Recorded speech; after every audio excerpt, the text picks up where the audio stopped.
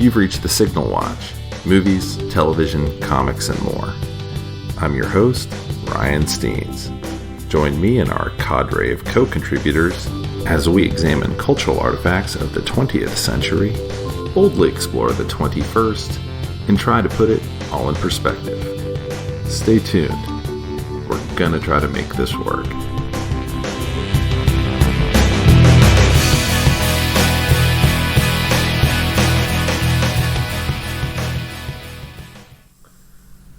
Dear Mr. Vernon, we accept the fact that we had to sacrifice a whole Sunday morning recording a podcast about a teen movie we saw when we were little kids. But we think you're crazy if you don't want to hear us talk about this movie. You see us as you want to see us, in the simplest terms, in the most convenient definitions. But what we found out is that each one of us is a talent agent, a lawyer, and a podcast host. Does that answer your question? Sincerely yours, The Breakfast Club.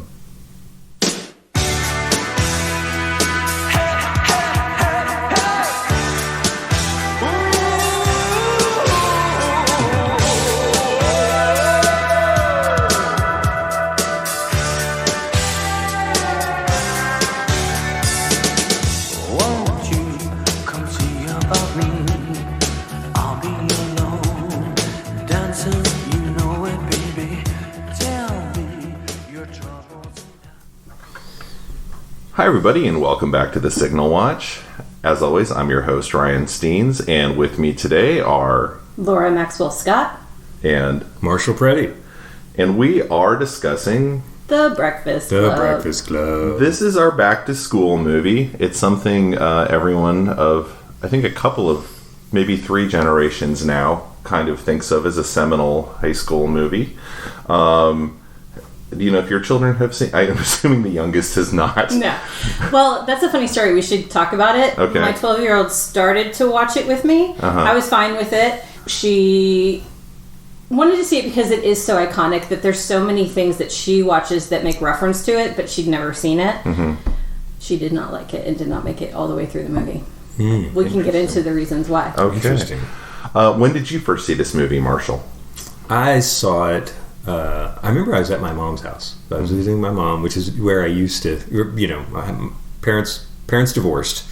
My father and my father's side, my father's family, we were very religious, and so when I went to my mom's house, that's where I got to watch all the transgressive shit. You know, all the R-rated movies, Beverly Hills Cop, basically all this stuff that I would have never been able to watch at my dad's house. So I remember very clearly watching The Breakfast Club there on cable. I was like 12. I was probably 12 or 13 years old. So right in the wheelhouse. Really, I mean, it says the intro. We were younger than these people, I think, each of us, probably when we saw this movie. Oh, most absolutely. Yeah. Well, I was. Yeah, I think I probably was. I remember it. I mean, I think I probably saw it late junior high or early high school. Okay. Yes. Yeah. I would have seen it a lot later than when it came out. Could have been Brian's age, right? He seems pretty young in this movie. Yeah, it could have been. Yeah. Yeah, I mean, I remember watching it when I was in middle school, partially because at that point people were referencing it in school and whatnot. What I remember is it was a room full of boys watching it, and all of us, like, trying to hold it in, like, as we're all, like, seeing and hearing for the first time characters talking in kind of the way we talked, and talking about things we cared about as a bunch of, you know, upper-class white kids who believe we have problems. So I do remember that. I also remember my mom, I think she heard some of the language, so she kind of was floating by to check it out, and she just grabbed a chair in the kitchen and sat there and watched the movie from like 30 feet away and watched like the last half of the movie, which my mom never does, like completely silently. Just watched the movie, and when it was over, did not talk to us about it. Just like put her chair away and then later she said, I think that was good for you kids to see. So, anyway, I do think it's a product of its time. I am going to not suffer from the Space Jam fallacy today. Good. I don't think this is a very good movie anymore. I was about to ask you, what do you mean not suffer from the Space Jam fallacy? Either you really think it's good because it's good, but you're saying, hey, I don't think this is very good. I think this movie has not just like what we'd consider to be in 2019 like serious like issues with like sexual harassment and things like that.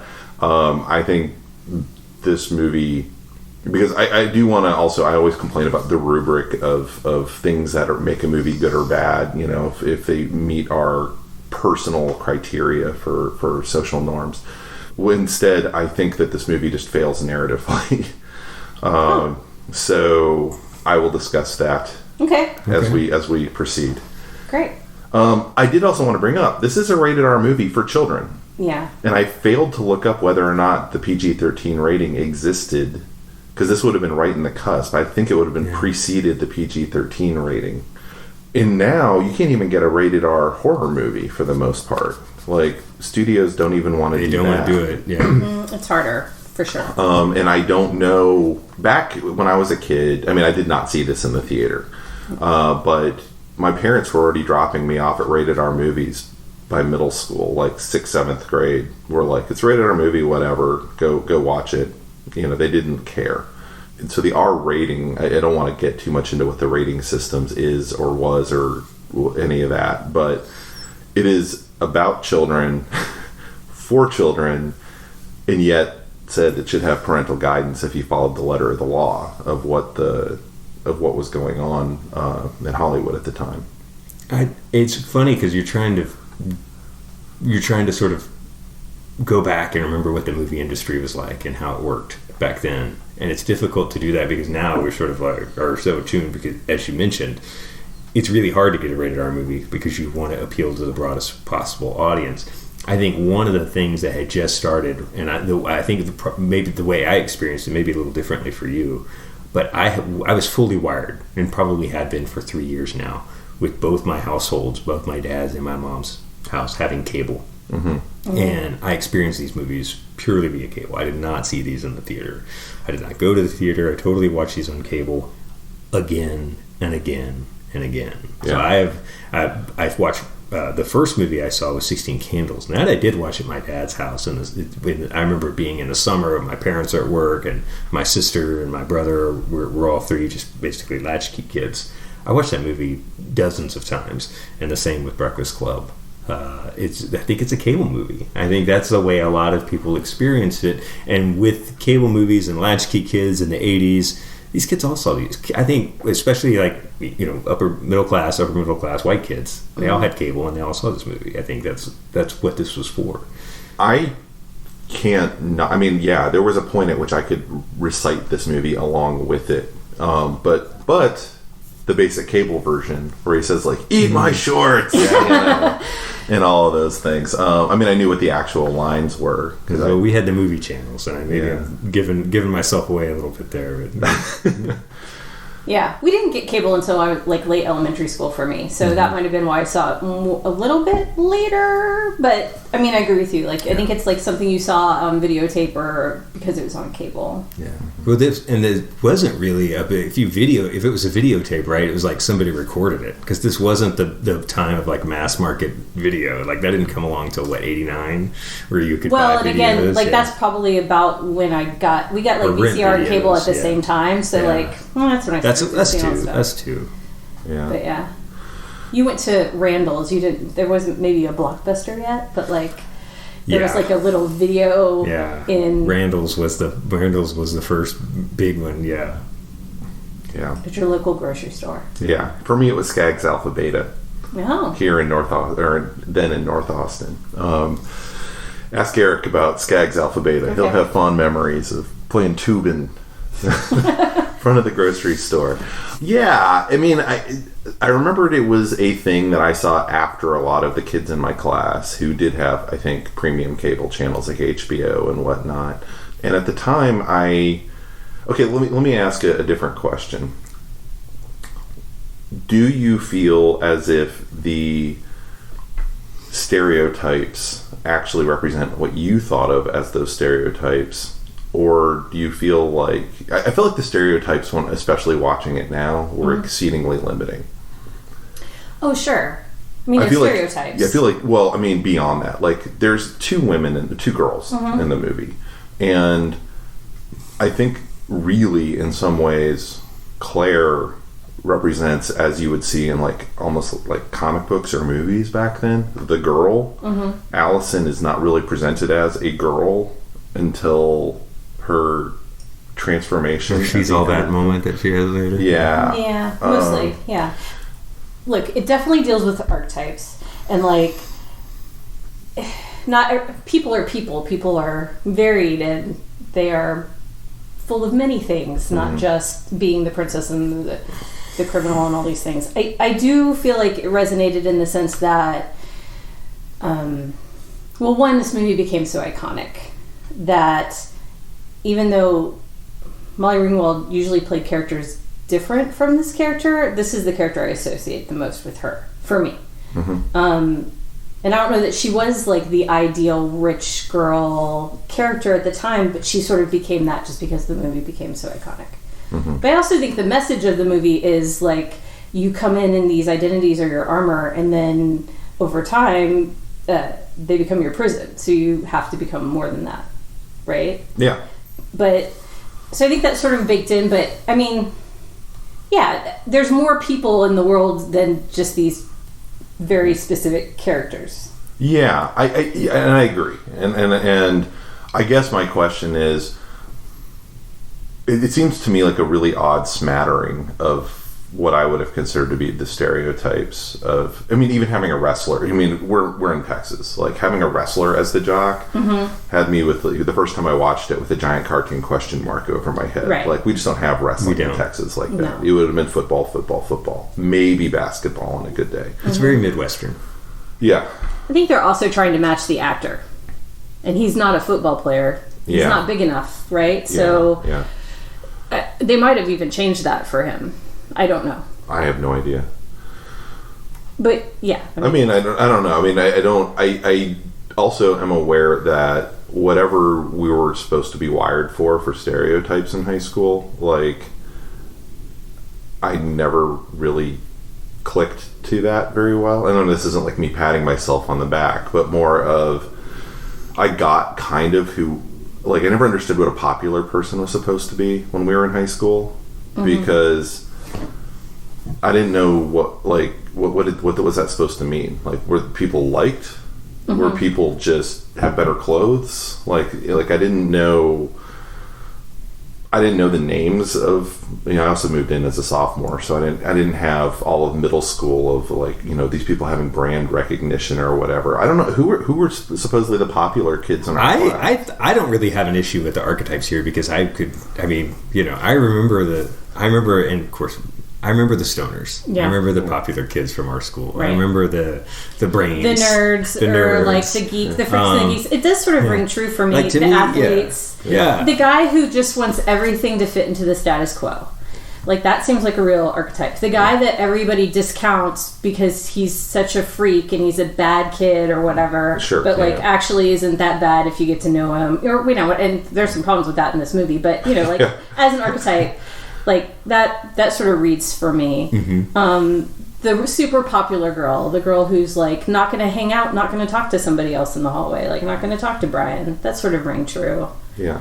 But I mean, I do understand what you're saying in the sense that like when I was in high school, I never felt like I fit super clearly into one of those groups. And then also, even as an adult, when you're like, who are you? Like, I'm like, I don't know. I'm somewhere between Allison and Brian. Like, yeah. I mean, that's really where I was leading with all of this is who do you identify with in this movie? Oh, I'm a Brian. I'm totally, it's hard because I think most people would say, well, I don't fit neatly into one of those categories. But that doesn't mean those categories don't exist, or that people that did fit neatly into them don't exist. Like these were, and to some extent, when I saw this movie, this kind of defined the way I saw that moving into high school. So there's kind of because I saw this movie before I went to high school, right. So it helped shape those archetypes for me as well. It wasn't just like I wasn't evaluating the art. This was high school for me as far as I knew, because like I think this and 16 Candles were the first representations of real quote unquote high school that I think I ever saw on screen. But once I was in high school, these do seem familiar to me. I did see the jock, I did see the brain, and I was one of the if I'm anything in here, I'm a Brian. I'm a brain. I'm national. I'm a smart guy, right? So that's the way I would have seen myself. I was in honors classes, but yeah, I played football. I tried out. I played tennis. I did a bunch of stuff. I was on journalism. You have lots of things that you do that sort of moves you around these. I was friends with a bunch of stoner kids. I like the stoner kids. Right. I had an affinity for them. So I think this movie has both at its heart, right? It's depicting the archetypes, but it's also exploring the fluidity. Mm-hmm. And I think walking into high school and having had that sort of felt like a dated trope even by the time we went to high school in some sense, even though, look, we all fall into these different places and, they are stereotypes and sometimes they ring true and sometimes they don't. Mm-hmm. It depends on who you're around, you put me in a different group and maybe I am the most popular in that group, but you put me in another group and I'm definitely the outcast, it's subjective. And ultimately not useful necessarily. Yeah. I mean, I do feel like, I moved high schools between freshman and sophomore year. And coming in, not knowing who anybody was, both put me at an advantage and disadvantage, right? Of I didn't really know what anybody was, I kind of got from okay, they dress like this, or, that guy plays football or whatever, what category people fell in. And I don't actually want to dismiss so much the idea that there's these kind of stereotypes that are at least back then were common. I don't know what they are now. I have not a clue. But I guess it was more of, getting to the point you guys just brought up of, can you actually identify with any of these roles? I watched that movie and I'm I don't feel like I am any of these characters, and that's, I feel like I'm Carl, the janitor. Well, there you go. Yeah. I think that's valid. He's one of my favorites. I definitely hope we talk about Carl because I think it's a stroke of genius to put Carl as the sort of, the conscience of this movie and sort of as someone who sees both the adult and child side with equal clarity, to make him into this sort of wise figure instead of this because he's set up as to be the sort of wise. Vernon's the fool, and Carl is the kids see him and when he gives that speech to them, they're oh, Carl knows what's up. Yeah. And I think we do too. We could sort of see where Carl's coming from. Or Carl's seen this for years. He knows that the kids never change. They're all the same. He gives that speech to Vernon when they're drinking the old style. But he's one of my favorite characters in this movie. So one thing I noticed that I don't know if I've noticed in previous watchings or I had forgotten is at the very beginning of the movie you see that image, and Carl was a previous Man of the Year at that high school. Oh. So that's what that is when you see the Man of the Year 1970 whatever. It's Carl up at the top. So this is, I remembered this. I had forgotten that, there's a lot of stuff. You see Brian's locker and you see John's locker. Yeah. It's and I don't like Mondays and all that. So that was another thing too. We were trying to eat dinner while we were watching the movie last night, and I finally was you've got to stop because I've got to write stuff down. And one of the things was, I had never before put together I don't like Mondays as the boomtown. It's pretty dark. Right? Yeah, and I was I didn't remember that. That was before my time in terms of mass shootings. I had not remembered that, and so I was reading about it last night. I was what? I've never heard of this? Yeah. I came to it because of the song, and then just seeing it this time, I was I don't know if I picked that up on previous viewings. But. Yeah, I don't think I'd heard I Don't Like Mondays as a song. I know I'd heard it as a kid, but then there was this massive gap between whatever it was, 81, 82, and me hearing that song again in college and going, oh yeah, this song kicks ass. And now I'm going to play a clip from it. The silicon chip inside her head gets switched to overload. And nobody's gonna go to school today. She's gonna make them stay at home. Daddy doesn't understand it. He always said she was good as gold. And he can see no reasons, cause there are no reasons. What reason do you need to be shown? Tell me why I don't like Mondays. Tell me why I don't like Mondays. Tell me why I don't like Mondays. I wanna shoot. Ooh.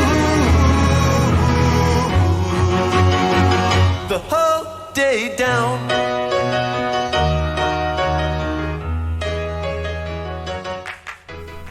And we're back. Magic of podcasting. Yeah. We've just traveled through time here at the podcast.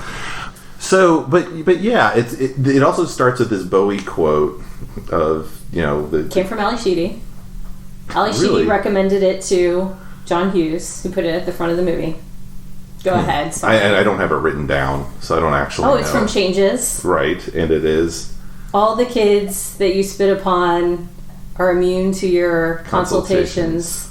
They're aware of what they're going through. Right. They're trying to change their world. Yeah, Sorry, yeah. I mangled it, but, I'm not looking at the quote, so... Yeah. And now we'll listen to that in the song. And these children that you spit on as they try to change their worlds are immune to your consultations. They're quite aware of what they're going through. Changes. Turn and face the strange. Changes. Don't tell them to grow up. But yeah, I mean, it's So pro. it felt really pretentious to me this time. Well, and what happens directly after that is the glass breaking. The shattering of the glass. I was like, whoa, John Hughes. And it's so loud, it is louder than the music. Also, you have this music quote on top of the soundtrack music, which is also super iconic, but a little pretentious, And the glass shatters, and at this point, I am still watching with my 12-year-old daughter, who's like, "Okay, glass break." We get it. Yeah, I mean that was felt amazing when I was a kid. Yeah. And that was one of those things that now I'm like, what did this look like to I didn't read his review, but what did this look like to Siskel and Ebert when this came out? How did this read to Pauline Kael, who had to sit through these movies? It got really good reviews. Yeah. So that was one of the things when I was searching through Vudu, because I watch it on Vudu, my movie streaming service of choice. They have all that review. They have snippets and links to all the reviews, and they had a bunch of. I mean, they really liked this movie. The reviewers thought it was sophisticated and smart, and they loved the talkiness of it. I mean, I'm sure to them it looked like The Big Chill, right? That's what that's basically what they're. And I think the other one is the Who's Afraid of Virginia Woolf? Is that the Well, I mean, it's because this is a play, basically. Right, it could be a play. And it was made for $1 million. It has basically 5 characters plus the janitor and a principal, and then eventually with the rest of their family outside. But yeah, I mean, it's the most talky of... I think it's his best reviewed movie, looking back, and it made a ton of money, too. So... Especially recouping on $1 million.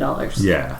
Yeah, it kind of explains to me why, John Hughes could kind of cash out at some point, because he wrote and produced and directed, and that is, if you're talking about I'm just going to take points on this. He must have banked like crazy on this. Yeah. Right up till his death. It took a while, I think, for him to get this made. He had to have some other successes. He did make the decision after Mr. Mom that he wanted to direct. He wanted more control. There was a point where he got a little bit of money and he was going to do it as a non-union movie. And at that point, I think John Cusack was going to play Bender because it was casting it from Northwestern kids. Right. Eventually, John Cusack makes it into 16 Candles. But that, I mean, that's a totally different movie. Yes. Well, and he did that one. He wrote this one first, but 16 Candles ended up being filmed first. Okay. Yes, that's correct. And that's how he found Molly, and that's when he decided he wanted Molly and Anthony Michael Hall for this movie. And then also Ali Sheedy had auditioned for 16 Candles for a really small part, and he's like, she's great, I don't want to waste her, I do want her for this other thing. Gotcha. We should talk about, I want to talk about casting for 1 second. No, go it's crazy. Jackie Birch, who's great. She also did 16 Candles, I think. She's still working. I still work with her. It was hard. Emilio Estevez was originally going to be Bender, but they couldn't find anybody else to play Andy. And he was sort of reading, and they were looking for somebody who was likable, but also kind of a blank slate, just wanted everything to fall into place and go along society lines and follow the status quo, but still be interesting and somebody that you kind of root for. So they moved him to that role and found Judd Nelson to come in and be Bender. I think there's a story there about like Judd just coming in and being nuts and John Hughes being like, oh yeah, that's what we want. That's it. And terrifying Anthony Michael Hall. Well, and I'm wondering, like, what Charlie Sheen was like, oh, like, I can't be in this movie because my brother's in it, or because he might have been a great John Bender. And he ended up, I don't know what he was doing at this point. And then eventually they all go on. It's interesting because, like, everybody's kind of mid-20s except for Molly Ringwald and Anthony Michael Hall, who are, like, 16. They're real teens, right? They're real teens. Yeah, they're both 16. But then this same year they go on, like, 3 of those people go on to do St. Elmo's Fire and play, like, college. Yeah. And Charlie Sheen gets to be in Ferris Bueller's Day Off. Right. Yeah. And they... I mean, things all panned out. I mean, Anthony Michael Hall was in a bunch of stuff around this time. There's actually a movie that he was in that I keep meaning to look up because it's one of the only movies Susie and the Banshees actually appear in, where he's like hanging out with the band. And yeah, Molly Ringwald was still kicking around for a few years after that before she decided she was moving to France. Right. To go be French. Well, and she was like John Hughes' muse. He created the character in 16 Candles. Yeah. For her. Well, I was reading last night, and it seems like, from what like the multiple things that I've read about this, is that he sort of Anthony Michael Hall and Molly Ringwald were like, he was fixated on them. He wanted to do a string of movies with them. He wanted to do Ferris Bueller's Day Off with them, which I cannot even imagine. Right. Those two and what became iconic roles for other people. They ultimately said, well, we don't want to make just a bunch of movies with you. We want to branch out. We want to do other films. They both, in turn, sort of rejected him. Mm-hmm. She did Pretty in Pink, but other than that, I think she moved off, and Anthony Michael Hall said, well, I'm not just going to keep doing movies with you. I want to... And that rejection stung him. And it was weird reading that, because I had not known that before sort of reading about this. And he followed that. I mean, he made Ferris Bueller's Day Off, but then eventually started focusing on adult comedies or kids, and then kid like comedies. Home Alone, and left the teen comedy behind, and really sort of lost his juice for doing this at all. He apparently could hold a grudge. Yeah, that's what that said. Well, I think reading about like he was very good friends with them, and sort of like had a kind of almost like, I don't want to say Michael Jackson, but he was like one of, like, he viewed them as a peer. Yeah. Like their relationship was very much one of peers. They hung out together, they talked together, they were very, very close.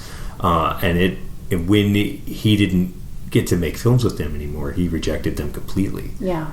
Which is, it's got to be bruising for them too.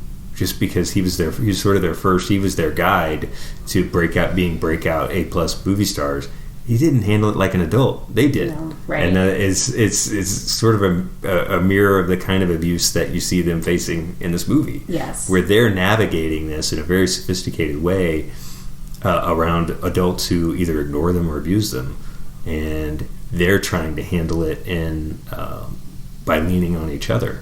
It's weird to see that mirrored in their relationship later, right? Too. He's this guy who can't. He's this petty guy like Vernon who can't really handle rejection and can't handle he can't handle their feelings about him and the distance between them. And it seems weird that John Hughes eventually felt that too with these two teen stars. It is so interesting because I think he thinks he's Brian.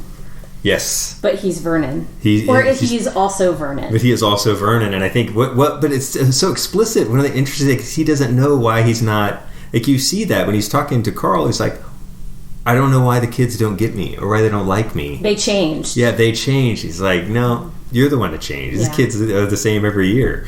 They're this, you're the one who changed. And it's like Carl sort of sees, Carl gets what adulthood is. Mm-hmm. There's this built-in distance from kids. You're never going to have that again. You're never going to relate to them that way again. You're an adult. You're something different now. And Carl gets that, and Vernon just doesn't.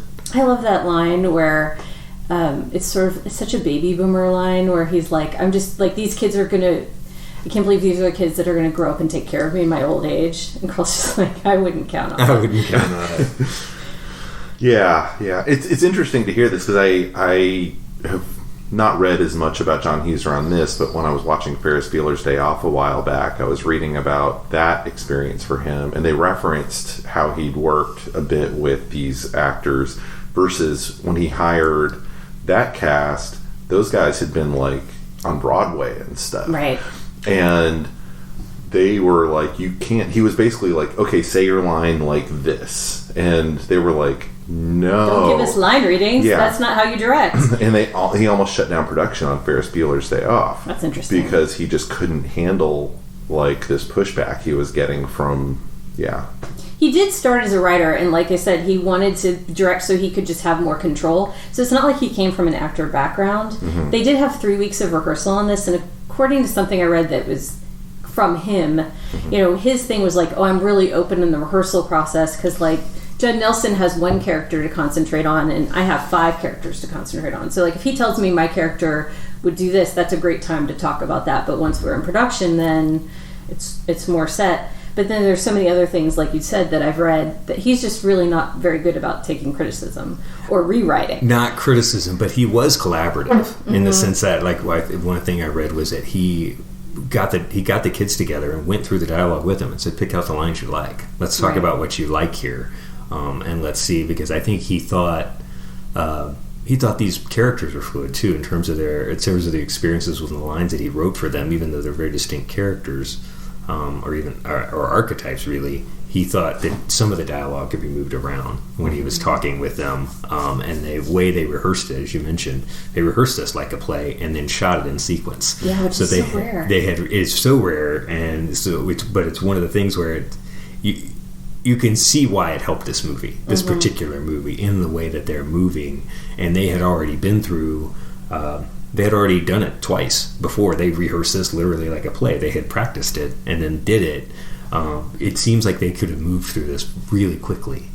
And it's weird because you're watching the movie and it's like, I can't believe they shot this in sequence, because there are some things where it absolutely makes sense for them not to shoot it in sequence. Right. Like him running down the hallway, like Bender running down the hallway when they get caught, like doing that whole chase sequence.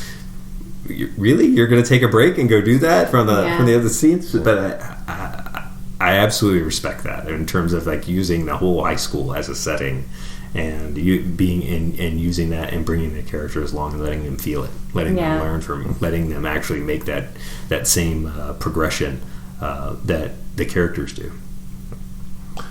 I do want to talk now about John Bender, who. When I saw this movie as a kid, I recognized what he was supposed to be. Some of it was very, very familiar from kids that you knew in school. I think it probably helped me have some empathy for those kids, when they were acting out or whatever, kind of an understanding. This whole movie is kind of an understanding of your home life messes you up, right? Yep. And he's massively disruptive. Obviously, that's his point. One of the things that had never bounced off me before, I've only seen the movie once in like 1995, but it really reminded me for the first time of watching Naked. Did you ever see that? No, or I don't remember it. Remind me. What's that? It's David Thewlis and like a bunch of other people, and that movie drove me insane when I watched it, which is why I've never watched it again, because it's basically David Thewlis plays this character who's marginally smarter than the other characters, and spends the entire time like kind of breaking them down and telling them the truth. And I just air quoted truth.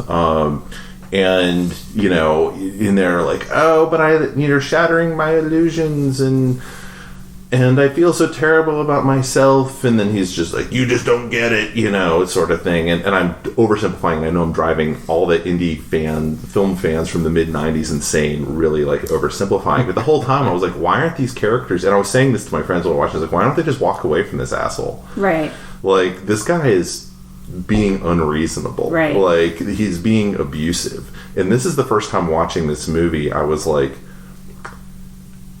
it is super gross that Claire, at the end of this movie, decides what she wants to do is be with this guy who has been, like, abusing her for the past 90 minutes or however long this movie is. Like, that's really weird to me to watch now. He's been, gaslighting her, if we can use the term in kind of its original form, and he's been,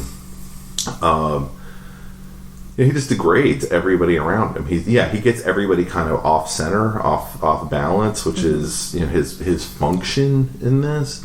But like, it really hit home with me during the lipstick and the bra scene of like, what was the point of that? Like, what narratively, what was that pushing? Like, maybe I'm not getting something of him being an asshole. Yeah, I have struggled with this a lot, and I've gone back and forth with it a lot because I agree with you. I mean, this movie is problematic. It's super problematic in the way, in its homophobic slurs. It's casual homophobic slurs, and it's super problematic in this whole. I mean, he sexually assaults Claire under the desk. Like, I mean, he, without her consent, does something, touches her, something inappropriate. If you will allow me to call that assault. And I don't think we would have then, but like... No, we would not have then, at all. And, I mean, yeah. And that's one of the things I struggle with this movie, because this movie is an accurate, I think, one of the first, most, maybe not perfect, but most accurate reflections of the time period it was made in. Yep. But at the same time, our society has moved forward. And so then you see these things, and he's such a jerk, and my first takeaway was, back then, we would have said, okay, we'll just ignore him. And there's a little bit of that in the movie. Yeah, you just put your head down and get through it. And I felt like I saw more behavior like that, like in junior high maybe than high school, but, it definitely existed. Yeah. Going back and watching the reaction shots, it's clear within the world of the movie, people have a real problem with what he's saying, whether it's Allie or Andy or... and even in that lipstick moment that you discussed, I mean, they're like, you fucking prick, you shit. I'm sorry, language, but it's in the movie. They really take him to task with it. I think part of it is every single identity in this movie breaks out of their shell and then kind of goes back in and breaks out of it again. I think that's what's happening narratively there. But you're right. I mean, he's so abusive to the point that it's really too much, and it's definitely too much by our modern sensibilities. Yeah, I mean, I don't know what lens I watched this through at that age, other than if you're a cool dude who knows what to say all the time, who's, pushing back against the man, you'll get the girl. Like, I can only assume that's the lens I watched it through back then. Because she shows in signs of interest for whatever reason, and I'm not going to guess at that, in him kind of early on, and it takes his side on a few things early on. Yeah. And then goes off with him. And that's to part go of her smoke trajectory. pot. Yeah. Well, he has the drugs. He drugs play a big role in this, and for her, like, one thing I remember I didn't see when I was 12, but I see it now. She's like, her head's on a swivel when she knows there's weed available. And that's like, and so is Brian. And I think that's like, as big as the archetypes are, all these kids smoked weed. And that's the thing that I... Not Allison. Yeah. Not Allison. Right. Yeah. But they were familiar with it. They were like, I want to go get the drugs. I got to go get... and so there's that. It's also... I don't think it's a mystery that Judd... I agree. Let me say that. I agree. He's obviously, especially by what we expect from people now, offensive and disruptive and awful. But... he in this but I knew people exactly like this who got girls. Well, he's charismatic. Yeah, he's good looking. Yeah, he's really good looking. He is. And it's like he's got this charisma. He's got this intelligence. He knows stuff. He's like, there's something about, and I think Hughes does a good job setting this up, where she's like going through all the girls he knows. Like, she's kind of like in the moment when he's like, under your dress, over the panties, over the bra, she's kind of turned on by his like he knows about sex, and she's kind of like enthralled by that. Later, when she's going through his wallet and sees all the girls, she's like, all these girls, and he's talking about her. He's very matter of fact. He's not posing. Like, he really does. That's it's not like the Brian thing. It's not, like, oh, I did, and she's in Canada. Right. No, he has very real experience, and I think she's interested in that. She wants to learn from him. So it's like, I feel like Hughes does a better job setting up their it is classic negging, right? He's negging her. He is. And sort of giving and making himself seem more appealing by pushing her down. Yeah. And it's gross that it works. It's gross that it works, but that's not out of time. That doesn't seem unrealistic for to me. the time period especially. That's appropriate. And the thing that he sacrifices himself for everyone else. They have this chase scene. They go to the locker. They don't follow his advice about the way to get back. They're like, we're dead. And he's like, no, I'm dead. He puts himself out on the limb to get in trouble. That's one of the there's two big changes for his character. When you find out what's going on with his home life, which probably doesn't happen as early as it should in the movie for us to like him as a character now. He's got to build up to that, though. He does. Typically, I think when you have a character that is not sympathetic, but you need to like them, you get some sort of private moment a little bit earlier on where you get a peek that there's something there. I think in the 80s that was an appropriate time for that to happen. I think we've sort of lost our patience for that. Yeah. And we would probably need something a little bit more. I don't love that they get together at the end, and I agree with you, it's over the top, the negging. It's abuse. It's not just nagging, it's abuse. But then they have these other moments when they do connect, and part of her breaking out her shell and becoming more generous is making that reconciliation with him. But it's not really hers to make. It's his it should have been his overture. Did they have sex in that closet? I think they did. I never thought that before watching it this time. I didn't think so. I was watching it last night. I don't think they did. I don't know. Hugh says kids never think they do, adults always think they do. Yeah. I'm an adult now. Yeah. I didn't think they did. I thought that moment was kind of chased. Because just all we see is a kiss. Yeah, all we see is a kiss. It's not like we don't see them like hardcore making out. I think their bodies it's like pressed up against each other. No, but it's also like it reminded me of like old school film editing, right? Like you would always have the scene where two people would just like in like the Hayes era where people would just like look at each other and then it have an abrupt cut to something completely different. And I'm not talking about like a train going through a tunnel or a rocket taking off. But I mean, there was that's all. Yeah, they said, "Oh, birds flying." That's always going into buns. Yes, that is honestly one of my favorite comedy bits in film. But I do think that is, that's how I read those scenes now. And now when I watch it, I'm like, and this is the first time I've watched this movie in years, and that was how I read it this time. I was like, because of the over the panties scene, and her being interested in him. I think he is, at least for the moment, being vulnerable. I think one of the things this movie, I'm glad they never did it, but they do talk about what's going to happen on Monday morning. Mm-hmm. I'm glad we don't see it. Yeah, I'm glad we don't see it, because that would have been so cheesy, and you would have been unsatisfactory no matter what they would have done. But I still kind of think that was the point. She was telling the truth, and Claire says we're not going to actually talk to each other on Monday. I mean, they might for a couple of days at school. I like that it's ambiguous. Yeah. I mean, I just like to leave it. I think I just prefer to leave it there. And maybe they will and maybe they won't. I'm glad that they challenged it. She was, I think, realistic. And I put it on the table of, no, we're not, I mean, if we want to talk about that scene, too. Sure. I mean, the way that unfolds is it's my favorite part of the movie. And what I think is the heart of this movie and why it's a good movie that stands up. Which is the truth that... yes, even if they're white kids in suburbia, everyone carries something with them and thinks that they're the only one and thinks that they're alone in that. Mm-hmm. And I love the structure of that and how everything comes out. I mean, we hear about Bender early on, but then we hear about Andy. You get a little bit of, and then Brian's like a little bit with this sort of funny story about the elephant and the light didn't come on. The pressure he's under to have good grades and but he doesn't. Anthony Michael Hall is such a good actor in that scene, and you can just see him while Andy's talking. Like his head is in his hands, and he's sort of making the decision to talk. And then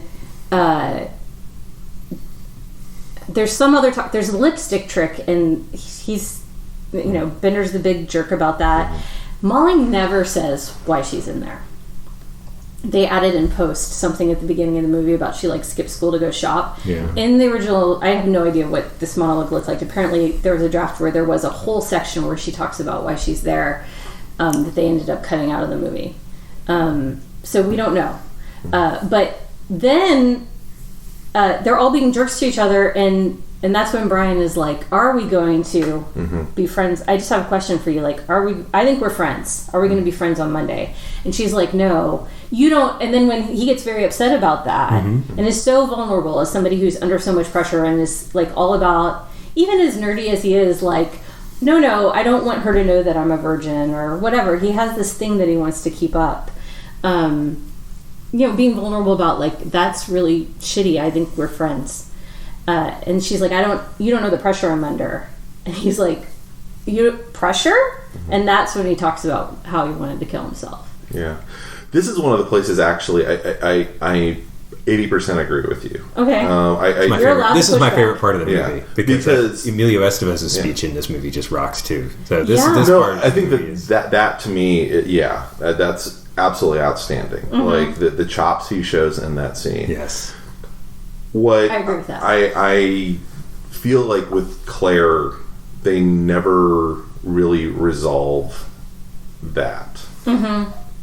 And he just goes off on this much more traumatic story. Yeah. And so it kind of short circuits. Well, it absolutely short circuits her. And that reconciliation that needs to happen before she goes to the closet. Yes. And because they also have a dance party. Yeah. But you're right. There's not an overture where there's an apology or anything. She never really explains why there's this pressure, and nobody ever really calls her on it, other than him going,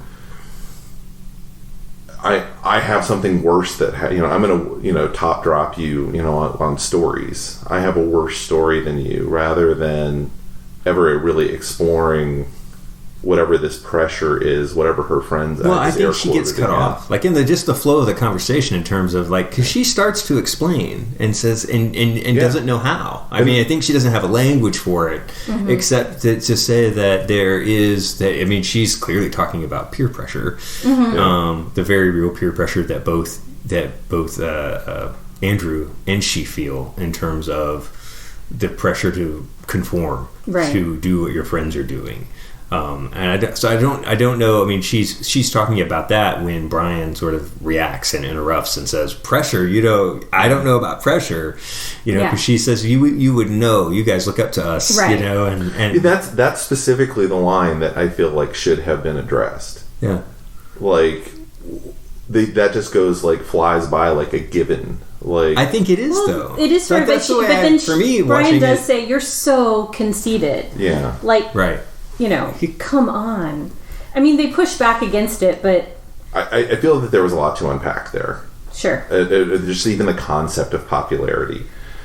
Sure. And I don't feel like the movie ever really... And that is her entire storyline, is that she's popular. Well, and that her parents don't really care about her, and that she's a pawn between the two of them. I mean, kind of, sort of, yeah. Ha! I love that. It's my favorite. She hasn't said anything in the whole movie. She's like, my parents don't really care about me. Ha! And that is... I will say this. There's a lot... I don't love that she... I get why she had a makeover at the end. It's her coming out of her archetype. I don't love that that's how she gets together with Andy, Allie and Andy. But I will say, Andy notices her throughout the entire movie, Emilio Estevez, and that's the first time. They have an earlier... I love the scene where they go to get the sodas together. Yeah. And they're sort of talking. And she calls him out, too. But that speech also has never made any sense. I'm going to be the person who's playing devil's advocate. That's fine. But she asks, why are you in here? Yeah. And he could just say, oh, I fought with a kid or something. And instead he starts giving this, and I know that's what's on his mind. Right. Is that, but it's a very... It's self-serving. Yeah. The self-serving version of why he's in, because I'm a winner. Yeah. I'm different than everybody else. And even as a kid, there's a few lines in this movie that never really made sense to me for why the person says that at that point, and that is one of them.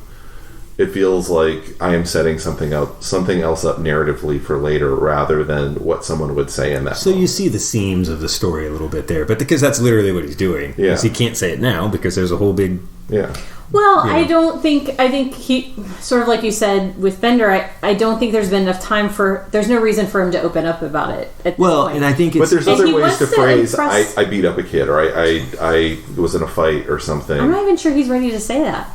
He's so ashamed of it. Yeah. Yeah.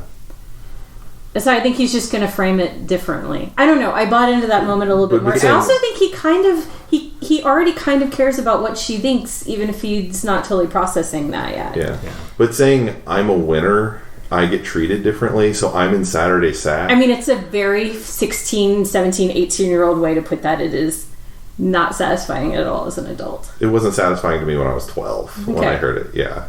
I feel like I've definitely heard conversations with the dudes where, I don't know. Yeah, that's that can come up.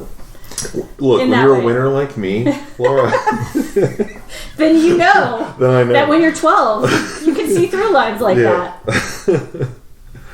I don't know. It just at the time when I was 12, it just struck me as weird. Now as an adult, it strikes me as, why does he say this in this moment? And it feels like script doctoring. There's probably a problem with the line because it's catching you, but to me it just felt like overcompensating because he's so ashamed. I think so. I mean, it doesn't feel terrible to me, like seeing that. And I wondered, I'm watching it last night and I wondered, well, why doesn't he, the same thing you were thinking, why doesn't he just say, hey, I got in a fight? Mm-hmm. That's really what you would say. Yeah, I got in a fight. Yeah. Because it's easy to say that. Mm-hmm. And he's a wrestler. Yeah. So it's like he would. That's a believable and true cover story for the actual awful thing that he did. And by the way, are we sure Bender's the only villain here? I mean, what he did, what Andrew did, is awful. Oh no! And you think about Bender has a sort of implicated villainy, and he does assault Claire. All he did to get in detention was pull a fire alarm. That's right. He sort of blusters physically with the other kids, but the only time he's in a fight or a physical altercation with these groups, he gets his ass kicked by the guy who could beat the hell out of everybody there, and is very physically threatening and violent potentially. Like could easily, you're going to hear two things: me hitting you and you hitting the floor. Yeah. This guy he speaks the language of violence, and then you find out he's done something probably more awful than any of them have ever contemplated doing. Yeah, because he's very into, we have to keep, it's all toxic masculinity, right? And we have to keep the status quo like where it is, and that kid's weak. And that's not okay. And I was thinking about my dad and how he used to get up to things and how I want to be a winner like my dad. And so I did this thing. I love though that Brian in that moment knows the kid. Yeah. And he's like, that was you. And knows what he did. Yeah. And I thought that was a moment of brilliance, partially because it just will absolutely not let him off the hook. There's not going to be any and I kind of, right, guys? He's already coming at... you don't think he's going to do that, but I think narratively, structurally, it absolutely... He's got to come clean, and I love the fact that Brian knows the guy. It's the thing that the Andrew's speech there is the thing that I remember about this movie the most. It is the thing that stuck with me the most, because he's a bad person who is really grappling with the fact that he's a bad person and trying to figure out why he is. And it's like, this is maybe the first time in his life where he started. And I think that's part of why. And I think what I was thinking last night when I saw, when he gives the answer to, Allison. To Allison, he's giving her the answer that he's been mulling over in his head. Why did this happen to me? Why did I do that? Because I'm a winner. Because I'm a winner and my old man and the pressure. That's the answer in his brain. In his world, the way we're watching him, since he did that, since he was in Vernon's office, he's been thinking, is this who I want to be? What did I do to get here? What is wrong with me that I did this? I thought it was okay. And now all I can feel is what it's like when I have to go home and face my dad after I lose a match. This guy had to go home and say, I had my buns taped together and I had to and it ripped off my flesh and I couldn't protect myself. Right. And which is the deepest humiliation. And it's like he he gets it all, and it's like, and I think that's why we don't hate him, is because he understands fully the monster that he is and why, and it's killing him. Mm-hmm. Like his relationship with his dad, I'm like, my dad did this to me, and I need to figure out a way out of it.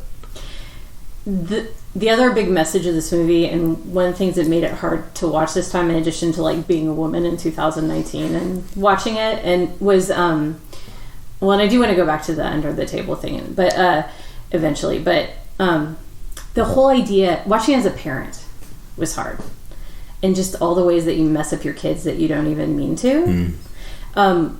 Molly Ringwald did 2 interviews. She did like the New Yorker one that's all about Me Too, but she also did a This American Life one where she talked about watching it with her daughter. I heard this one. Yeah.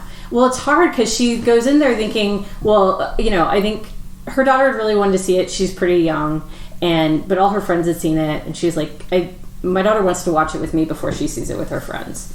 And so they watch it together, and Molly Ringwald goes into it thinking like, well, you're going to come out of this thinking about what great parents you have. And then she asks her daughter, like, well, what did you relate to in it? She's worried about a lot of the sex, which kind of went right over her daughter's head. And then what her daughter related to was Brian, and like, because you put pressure on me, like Molly Ringwald as a mom. And Molly Ringwald is just like taken aback and is like, I do? And like that tension of like realizing how you're, and the whole moment within the movie itself where they're like, oh my God, are we going to become our parents? It's inevitable. Like that is something, I mean, it's still a good part of the movie, and it's something that I struggled with watching it again and being like, oh, like you try to break these patterns, how much can we break these patterns? So much wisdom in that too, because so much was true. Yeah. It's really hard, and you hear that's what's at the core of really all of them, is why are we messed up? Let's because of our parents, but aren't we just going to end up just like them? Probably. Yeah. And them dealing with that and trying to find a way out of that, and I think that's at the core of what Brian's saying, right? Isn't it? And he's like, well, how are we going to change? Are we going to be friends now? We're in the walls that they built for us. Are we going to stay there? Right. Is so powerful. Yeah, I don't disagree. I mean, I know I said that I think that this movie kind of fails narratively. I don't think it... You're wrong. I think it has some challenges as far as actually making those connections. As far as... I know I said I was glad we didn't see Monday Morning. Because but at the same time, there's also not an acknowledgement that high school will end. Right.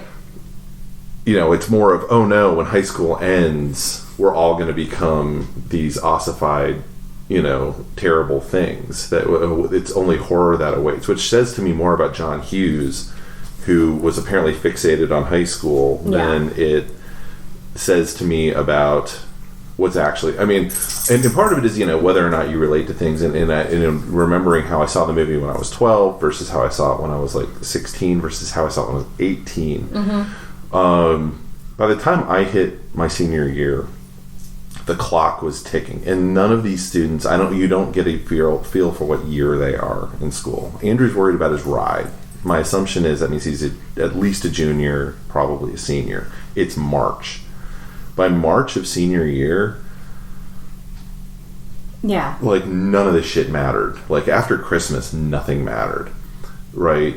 High school was already in the rearview mirror. So for paying attention to kind of, I do think it does ask the question of how are we going to improve? How are we, on Monday morning, while we're still trapped here. And, we kind of, the thesis statement for why we were doing high school movies was it's the last point at which everybody kind of has something relatively in common. Everybody kind of goes through K-12 education. And so what are the different facets of that? It's also this artificial setup where all these different archetypes are interacting with each other, right? Right. And it never will again. Right. Maybe a little in college. Maybe a little. But so it to me, here we are at a podcast around a table. Yeah. A criminal princess.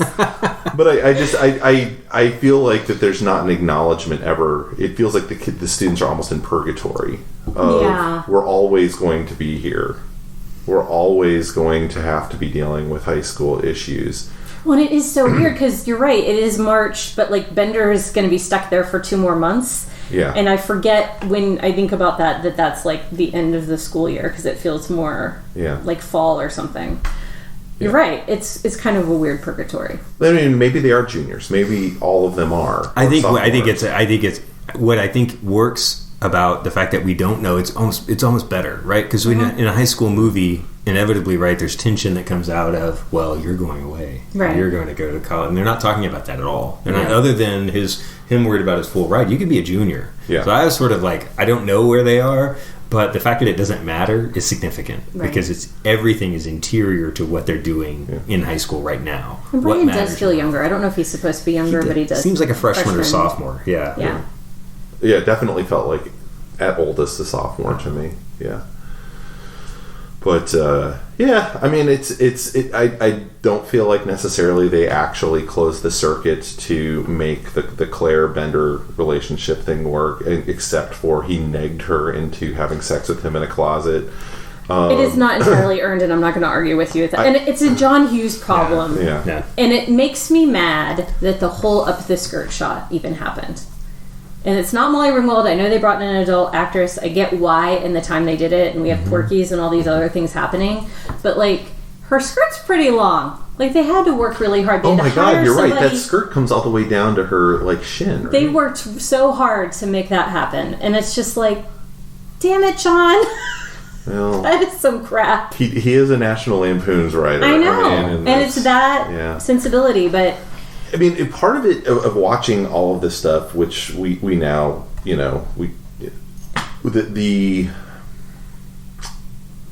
I remember how guys and girls talk to each other in high school, and it was about that bad. It was. I guess I have questions about, I mean, what bad in which way? Like, I think people were explicit with each other, and I think it depended on the crowd. Yes. Yeah. And I think, it depended on, like, how obviously you were just friends and joking around and, like, if you were actually interested and... Well, I mean, certainly would not have, like, I've never talked to this girl before, would have ever in a million years used that. Right. Yeah.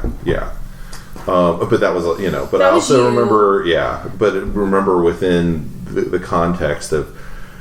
And part of it was like we're all like a bunch of high schoolers with hormones firing and no outlet for it because we're also in Spring, Texas, and that's the way stuff rolls here.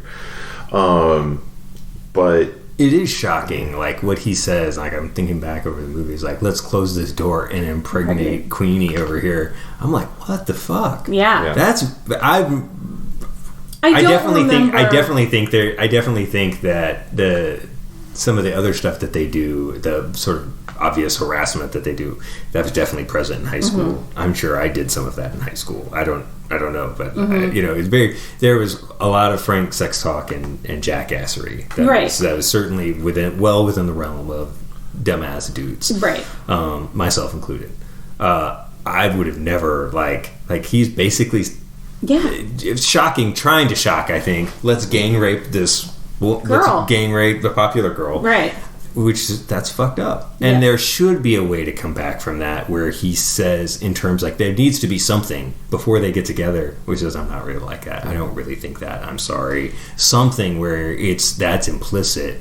And like I said, I do think that she, like I already mentioned, she is. I do think the sex talk later on is like kind of enthralling to her. She is interested in it. I do think if she's going through the wallet, she sees that. But I think they're also, I agree with you. I think before they get together, if they get together, there needs to be something where he says, I didn't mean what I said. And it has to be bigger than, did you really think the lipstick trick was that terrible? That's the other thing. He overreacts to that. I'm like, that didn't work for me. Like, couldn't figure out why is he choosing this moment? Like, what is this? Maybe he's like afraid of the vulnerability of the moment that's enveloping everyone else, and he wants to sort of disrupt that. I didn't get that part because I was like, what? That's one of the places I felt like it didn't work. It felt almost to me like he's an attention whore. Yes. And he's realized, to me, it read last night as everybody else is now having their moment. You're not talking about John anymore. You're not looking at John anymore. Right. Let me make this about John. Mm-hmm. And to some extent, he's not just negging her. He's negging all of them. Yeah. Mm-hmm.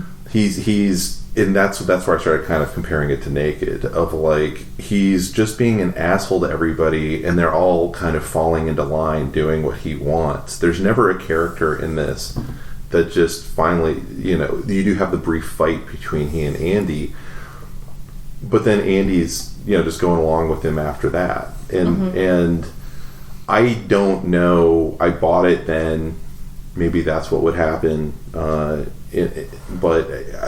I just don't, now I have a harder time buying it as an adult, but I also know kids don't have adult brains. Right. And I also know how I would have been in high school. I would have been like, oh my God, this guy's going to have me in Saturday Sack for the rest of my life. If I do anything with this guy, I've got to distance myself with this guy. There would have been enough self-preservation kicking in that it's, in knowing how I was 16, 17, 18, maybe 18, I probably would have gone along with it, knowing like it doesn't matter anymore. Mm-hmm. But yeah, I'm just thinking of boys I kissed in high school. Like, oh yeah, maybe I would have made some bad choices. Yeah. But I think boys also react somewhat differently to some of that stuff than girls do, which is why guys have the interpretation of, oh, they like the bad boy or whatever. Because you do see that at that age of like, man, why is she going for that guy? Because that guy's, totally going off the rails. He's a, when you're like, I just need to get out of Saturday Sack. I need to make this fire stop. And to me, that seems more realistic for Brian and Andy. And Andy does push back, and Brian does push back until they don't for whatever reason. They've kind of been just kind of negged into going along with it. So, because of his moving story about how his parents abuse him. Well, they relate to it. I think to some degree. Or shocked by it. Yeah. I mean, there's that initial time that it comes out, and, and they're like, is that for real? And then when... I do think that is one of the big things of the movie, right? Is realizing other people have internal and home lives, which you said at the beginning of the podcast. Right. So, yeah. And then again, if he doesn't end up in that closet and sacrifice himself for the group, like, I think that's a totally different dynamic. And then he invites everyone to smoke out with him, and that's a different dynamic as well. And then they'll have a dance party. Yeah. I mean, I know this is really dialing it back as far as like the weight of the conversation. I was going to ask you guys how you feel about the dance party, but I feel it's stupid. But I mean, it's kind of ridiculous, but I love it. It's ridiculous, but I love it. Yeah. It's the appearance of pot. We talked about kind of how it impacts Claire, but like I think you said before we started recording, like she seems high before. Oh, I think I said that. But yeah, I didn't notice that. She starts to seem high and giggly before she gets any pot. Yeah. And then it's because it's a big thing because she coughs, and then there's this joke like, "Oh, women can't hold their smoke." Yeah.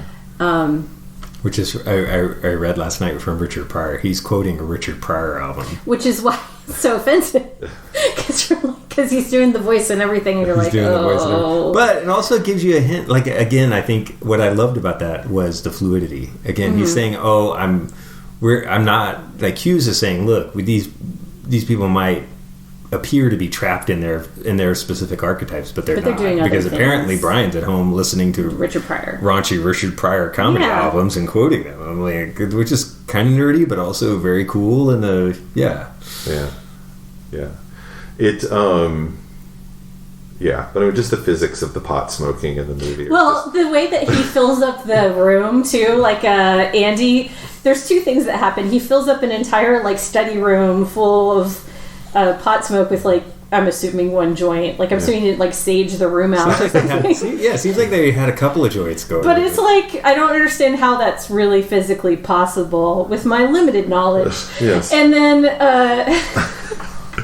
then he comes out and yells so loud that the glass breaks. There's so much destruction to the library in this movie. Andrew's As a dancing former librarian, is terrible. yes. When he starts dancing, that is awful. He's like, yeah, shaking his fist. That's the worst. But he could do cartwheels. Yes, he did. He's like, I'm going to do parkour now in the library. Yeah. And that was awful. It's like, no, he would put on a Santana album and just sat down for a while. Because that is not... Yeah, exactly. Yeah, it's like... Going to see if there's anything left in that lunch bag. But, yeah, it's a strange... Well, they do the dance party after they reveal their innermost secrets, right? That's what I always do. That's after... Yeah. That's Therapy after, / dance party. The dance party. That's what we're going to do Talk after the therapy. podcast. Yeah. You should. But it does bring us the iconic Molly Ringwald dance. Love it. Yeah. I love the pumping the fist. It's a bad dance, but I love it. Where they're all in the row. Yeah. All the dudes. I like the girls going across or doing the little footwork. It's all Allison's great. interpretive dance. Very evocative. Mm-hmm. So good. So good. Let's talk about Allison's makeover briefly. Okay. Well, you said, like, he noticed her before. That's the coupling that makes no sense to me. And I know it's because they actually wrote a lot more about it and had a more extensive makeout scene where they sort of start making out and He's the one, though, the whole time he's so enthralled by her. He is, but here's the thing. I mean, I'm like, I don't know if those two people so would now be. she's pretty, she's still nuts. Like, it is like, I mean, she's still like a weirdo. So I'm like, look, as a weirdo, I'm gonna defend. I mean, she's kind of a harmless weirdo. I don't know. I can't decide how crazy she actually is and how much she's. I agree. With how much of everybody. it is performative? Right. That there's definitely a performative element to it, but She does seem real nuts in the beginning. she steals the switchblade. She does. steals the wallet. That, by the way, is one of my favorite shots in cinema. It is. It's so good. And I'm glad it came up in the podcast. It's great when she's just like going around surreptitiously yoinking things and it's kind of mean, but her whole story about being a nymphomaniac and then being like, I'm not a nymphomaniac, I'm a compulsive liar, is so good. Yes. Just as an audience member to watch.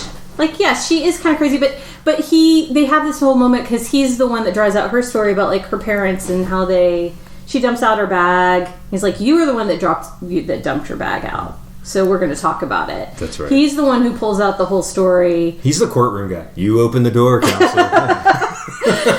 Thank you, lawyer. But I very much actually remember that girl from high school. Like, a herd of them, particularly in theater tech. Yes. I mean, I'm sorry. I think to She's some very people, recognizable. if I wasn't that girl, I was that girl to some people. Sure. Yeah. So, I mean, again, Yeah. in defense of... Yeah. No, I I totally... wasn't that...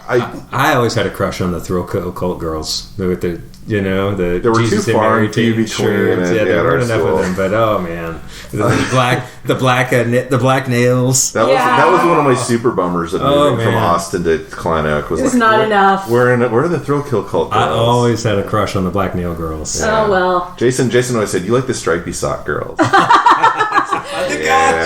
Stripey sock girls. Goth chicks are great. But yeah, no, I very much remember that as Look, she has good taste in music. She's checking out her Prince album. But She does not have good taste in food. That's a bad situation with her sandwich and the pixie sticks. But I'm going to invite you in. I'm going to have a whole scene in front of you to have kind of the performative thing of and then you go, okay, whether I want to or not, you have my attention. What's up? And then the whole screw you, like, oh, that's so high school. So high school, and just kind of being like, unlike Andy, I'd be like, all right. That's what makes you different from Andy. Yes. When you're like, in this movie, you're like, guys, I'm so done. I don't even really want to talk to you. I'm going to write my essay. Yes. My essay would have been done in the Get first outta 15 here. minutes, and then I would have been stealing books off the shelf. Yes. Yeah. You're like the guy in the corner. He's like, how many books does that guy fit in? And how do you say Moliere? Yeah, and I would have been very... just seeing the destruction to a library cut me to my core, people.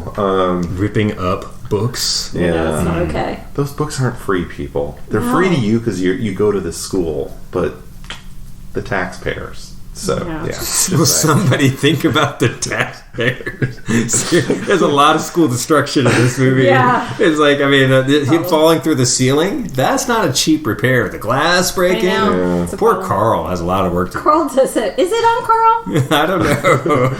I don't know how deep the maintenance crew is for the school here, but I did read just real quickly that school was closing. That school looked brand new to me when I was watching it. Well, so it was like, I've heard conflicting things because it was in the process of becoming like an alternative school. Okay.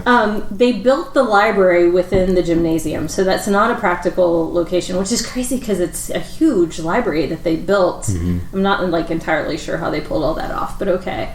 And then they use the hallways and stuff. Yeah.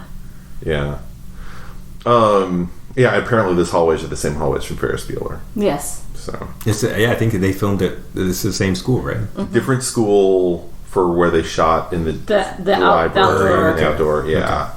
Okay. But anyway, yeah. I mean, it definitely has some stuff that I think, if I had a kid, I'd be like, but I don't have a kid, so I can say whatever I want. I would put this in front of them at like age 12 and be like, brace yourself.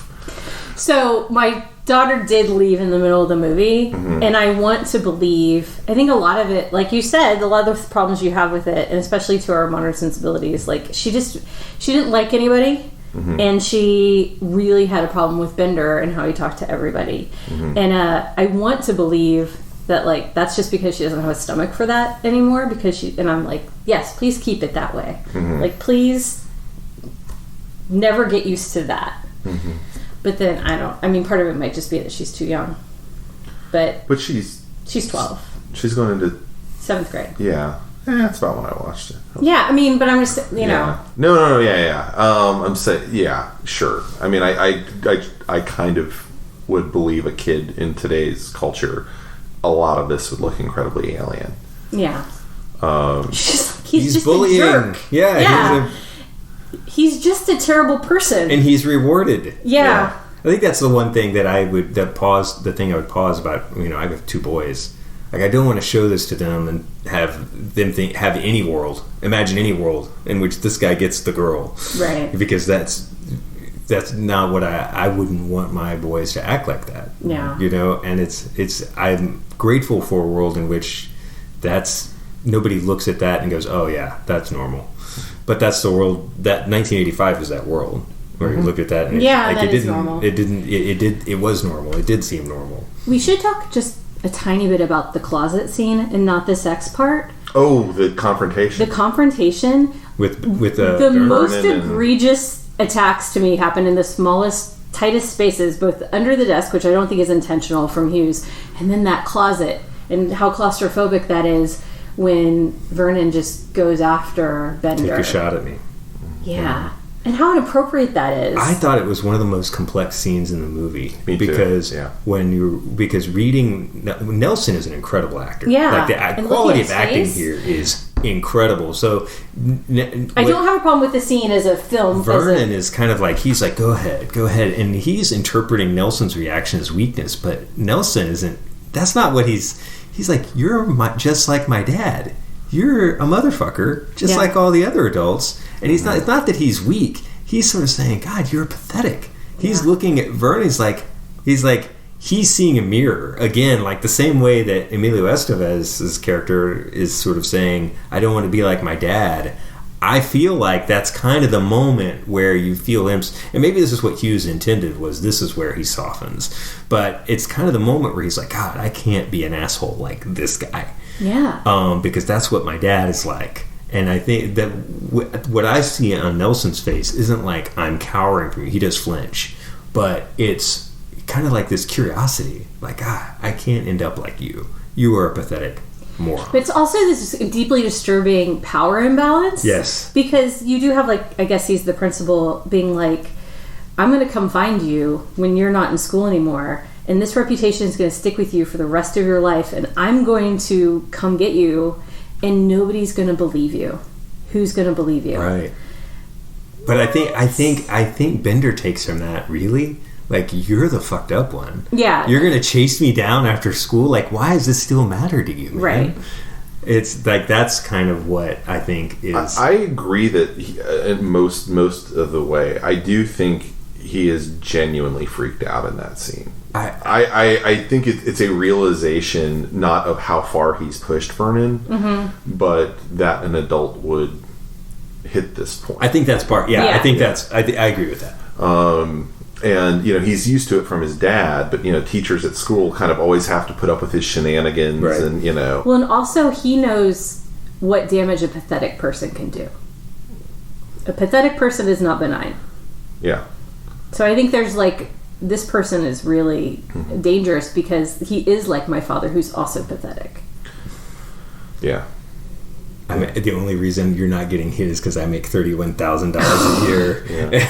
$31,000 a year, which I learned is inflation adjusted to $61,000 or $69,000 a year in 2016 dollars. We do have an inflation problem.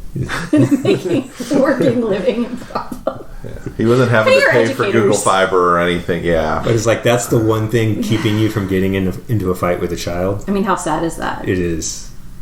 Yeah, no, it's a really telling line, and as Jamie and I were kind of talking about it as we were watching the movie of how of course you're related to as an adult, and yeah, I mean that leads to him down in the basement drinking with. Well, he gets caught because he's looking at everybody's private files. Yeah. But he does end up drinking with Carl after he pays him $50, I guess. Yeah. They have old style. Because you're allowed to do that on campus too, right? Yeah. I love the old style. The Chicago. This is a very Chicago movie. It has some nice Chicago points.